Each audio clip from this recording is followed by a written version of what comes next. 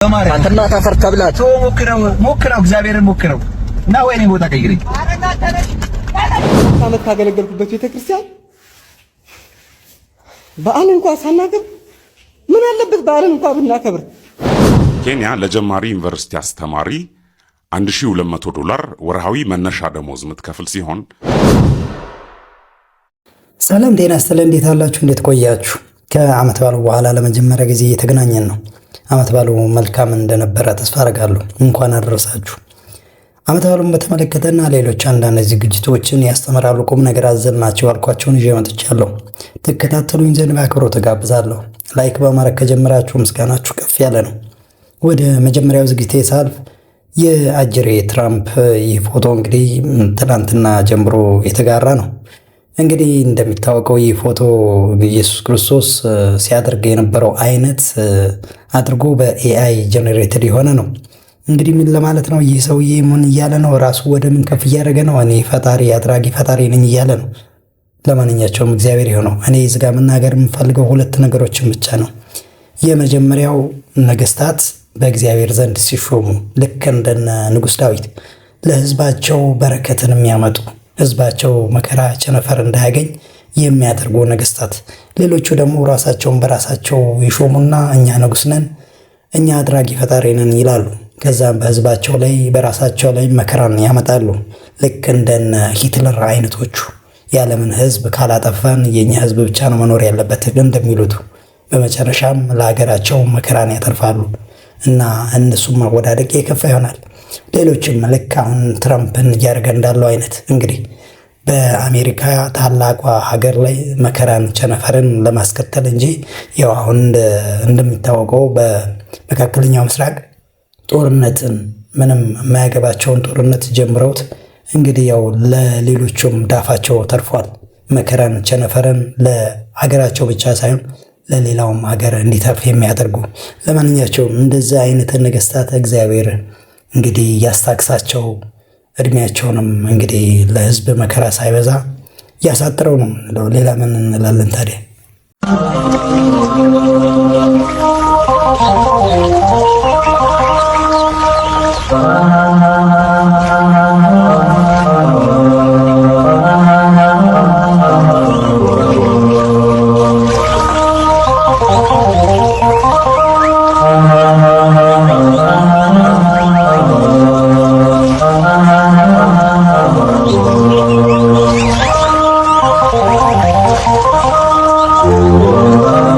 ይህ የበሬዎቹ ድርጊት ደግሞ አሳሳቢ ደረጃ ላይ የደረሰ ይመስላል። እንግዲህ ችላ የሚባለው ነገር አይደለም። ባይዘይ እንግዲህ ዓመት በዓል በመጣ ቁጥር በሬ ሲታረድ አሁንማ እንደውም በሬዎቹ ራሱ በቀል የጀመሩ ነው የሚመስለው። ስለዚህ ለምን ሰው እንደዚህ ይሰቃያል? ለምንድነው እሱ አንድ ነገር የማይደረገው? ማለት የግድ ሰው መስዋዕትነትን መቀበል አለበት ዓመት በዓል በደረሰ ቁጥር? ምን ማለት ነው? በዓመት በዓል አሁን ሰው እንግዲህ እዚህ ጋር የሚያሳየው መረጃ ምንድነው? አንድ ሰው እንደሞተ ነው በበሬ ተወግቶ። ይህ መሆን የለበትም። እንግዲህ ስርዓትና ሕግ ይኖረው ዘንድ የግድ ነው። ተጠያቂነት ሊመጣ የግድ ነው። የግድ ለዛውም በዓመት በዓል ወቅት በዓመት በዓል ዕለት የሚሞት ሰው ምን ማለት ነው? ስንት ሰው ነው የሚያዝ ነው? ይሄ እንዲህ ችላ ሊባለው የሚባል ጉዳይ አይደለም። ባይዞ በጣም አሰቃቂ ነገሮችን እያየን ነው። ይህ ዓመት በዓል እንደውም እንዲቀር የሚያደርግ ሆን ብሎ ታስቦበት እየተደረገ ያለ ሁሉ ነው የሚመስለው።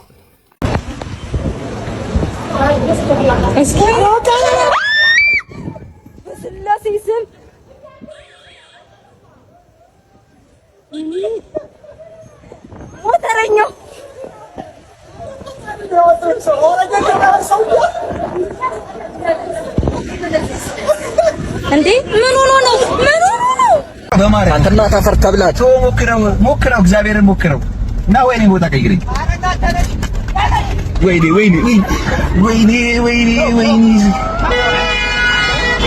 ወይኔ መታት አንተ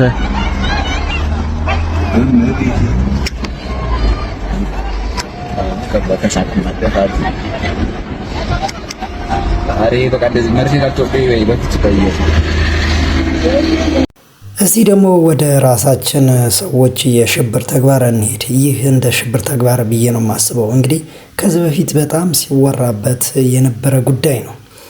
አንድ የቤተ ክህነት ሰራተኛ ዲያቆንም ይሁን ካህን ሲቀጠር ብዙ ነገሮች ሲካሄዱ እንደቆዩ እናስታውሳለን። ብዙ የሙስና ወንጀሎች እንደሚፈጸሙበት እናውቃለን። ይህንን ወጣት እናድምጠውና ከዛም በኋላ ደግሞ እስቲ አንዳንድ ነገሮችን እንላለን። በእኛ እይታ ኦርቶዶክሳውያን ባለማተቦች እኔ 7 ዓመት ካገለገልኩባት ቅድስት ቤተክርስቲያን ከዚች ቤተክርስቲያን በዛሬ ዕለት ህማማትን በዚህ ስንሰቃይ በነበርኩበት በዓልን እንኳን ሳላከብር ያለምንም ቅድመ ሁኔታ ሰው የላችሁም፣ ብር አትከፍሉም፣ ብር ክፈሉ፣ የከፈላችሁት ብር አነስተኛ ነው ተብሎ ይኸው ከዚች ከቀደስኩባት ቤተክርስቲያን ይወጣ ነው። ተመልከቱ። ዛሬ ቅዳምሽን ነው። ይኸው በመስቀለ ክርስቶስ ስም ጠይቃቸዋለሁ። እኔ ህግ አላቅም፣ እኔ ሌላ ነገር አላቅም። ከአገልግሎት ውጪ የማውቀው ነገር የለም። ግን 7 ዓመት ካገለገልኩበት ቤተክርስቲያን በዓልን እንኳን ሳናከብር ምን አለበት በዓልን እንኳን ብናከብር፣ በዓልን ካከበር በኋላ እንኳን ብንታገድ፣ እሺ ታገዱ ከተባለ፣ አታስፈልጉም ከተባለ፣ ኦርቶዶክሳውያን አይደላችሁም ከተባለ፣ ክህነታችን አያስፈልግም ከተባለ ምን አለበት ከበዓል በኋላ እንኳን ቢሆን ምን አለበት እንዴ? ይሄን 2 ወር ስናገለግል ቆይተን አንድ ቀን እንኳን ሳናረፍ አንድ ቀን እውነት ክርስቶስ ካለህ በዚች ቤተክርስቲያን ክርስቶስ ካለህ ፍረደን። አንተን የሰቀሉህ በ30 ብር የሰቀሉህ እኛን ደግሞ በ400 በ300 ሺህ ብር ከሽጠናል። በእኛ ላይ ሌላ ሰው ሊገባ ነው። ይህ ወጣት ዲያቆን ወንድማችን የሚናገረውን አምን ዘንድ እንዴት አልችልም። ምክንያቱም ሲደረግ የነበረውን እናውቃለን። በዘር በሙስና ብዙ ነገር ሲደረግ እየሰማን እያየን ነው። ስለዚህ ይህ የተናገረው ወንድሜ ትክክል ነው ብዬ ልቀበል ዘንድ አምናለሁኝ፣ እገደዳለሁኝ። ስለዚህ ምንድነው እሱ መሆን ያለበት? ለዚች ሀገር ብሎም ለቤተ ክህነቷ ብቻ አይደለም ለሀገሪቷ ሁሉ የተረፈው የቤተ ክህነቷ አሰራር ነው። በዘር ተለያይተው፣ በጎጥ ተለያይተው፣ በተለያዩ ነገሮች ተለያይተው፣ በጥቅም ተለያይተው ቤተ ክርስቲያኗን ለብዙ ነገር የዳረጉ አልፎ ተርፎም ለሀገር የበቃን ኃጢአትን ያተረፉ አመራር ተሰግስገውባት ለእንደዚህ አይነት ወጣቶች የነገን ተስፋ ለቤተ ክርስቲያኗ ትልቅ ነገር የሚሆኑ ተስፋቸውን የሚያጨልሙ አሰራር አለ በቤተ ክህነቷ ውስጥ። ስለዚህ ይህ ነገር እስካልጸዳ ድረስ እኛም መቼም ሰላም አናገኝም። ይህ ሳይታለም የተፈታ ጉዳይ ነው። ስለዚህ አሁንም የዋሊደር በእርግጥ እግዚአብሔር ያጸዳል። እነዚህን እንደዚህ አይነት አሰራር የሚሰሩትን ለጊዜው ዝም ብሏል፣ ታግሷል፣ ይመለሳሉ እያለ እግዚአብሔር ታጋሽ ስለሆነ ግን ጊዜው በደረሰ ጊዜ ያጸዳቸዋል። በዚህ አልጠራጠርም። ግን እስከዛው ብዙ መከራ ይደርስብናል። ለማንኛቸውም በዚህ ተግባር ውስጥ የተሰማራችሁ እግዚአብሔር ልቦና ይስጣችሁ። እግዚአብሔር ልቦና ሰጥቷችሁ ወደ መልካም ነገር ትመለሱ ዘንድ ነው እመመኘው። ስለ ሀገራችን ሳስብ ተስፋ እንድቆርጥ ከሚያደርጉኝ ነገሮች አንድ በፕሮፌሰር ማዕረግ ያለ የዩኒቨርሲቲ አስተማሪ ሽንኩርትና ቲማቲም ይዞ ቤቱ ገብቶ ፓስታ ቀቅሎ ወሩ ሙሉ ሊኖርበት የማያስችለው ደሞዝ የሚከፈለው ሲሆን ወይራስ እንደዚህ አይነት የሃይማኖት መሪዎች ማለት ነው እዩ እነዚህ ትላልቅ ስጋ ቤቶች ቤት ዘግተው ማለት ነው ቢራ እያጠጡ የሚያደልቧቸው በሬዎችን በቁርጥና በክትፎ መልክ በልቶ ማለት ነው እንደዚህ ሞዴሊስት መስሎ ሳየው በጣም ነው የሚገርመኝ።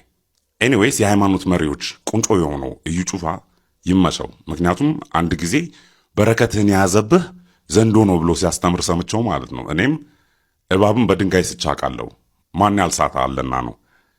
እንግዲህ እንደተባለው ነው። በዚህኛውም ቤት በዛኛውም ቤት እግዚአብሔር የሚወደውን ነገር ስለማናደርግ ነው ይሄ ሁሉ መከራ እየደረሰብን ያለው። ለማንኛቸውም እኚህ የሃይማኖት መሪዎችን እግዚአብሔር ልቦና ይስጣቸው፣ ህዝባቸውን እንዲመለከቱ ያድርጋቸው።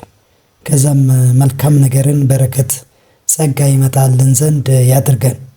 ለማንኛቸውም ደግሞ በሌላኛው መልኩ ደግሞ ይህ ወንድማችን ስለ ኬንያ ፕሮፌሰሮች የሚነግረን አለ። እስቲ እንከታተለው። መቼም ከኛ እኩል የሚነጻጸር ባይሆንም እንደው ለንጽጽር ይሆን ዘንድ ኬንያች ጎረቤታችን እያደረገች እንዳለ እንደው እንስማው፣ ለመስማት ያህል ነው። ኬንያ ለጀማሪ ዩኒቨርሲቲ አስተማሪ $1200 ወርሃዊ መነሻ ደሞዝ የምትከፍል ሲሆን ኢትዮጵያ ለአንድ ሙሉ ፕሮፌሰር $200 አካባቢ ትከፍላለች። አንድ ነገር ልብ በሉ፣ ትምህርትን ችላ ካልነው ትውልዱ ሳይማር ይቀራል። ይሄ ማለት መጪው ትውልድ ካልተማረ ክሪኤቲቪቲ አይኖረውም። ክሪኤቲቪቲ ከሌለ ሪሶርሶች እያጠሩት ነው የሚመጡት እና የዚህ ትውልድ ዕጣ ፈንታው ሚሊተሪዝም ወይም ግጭት፣ ሚሊሻነት ነው የሚሆነው። ይሄ ያልተማረ ሰው ነግዶ ያልፍልበታል ምናምን የሚለው ተረት ተረታችሁን ተዉና ወደ ልባችሁ ተመለሱ ልል ነው የምፈልገው።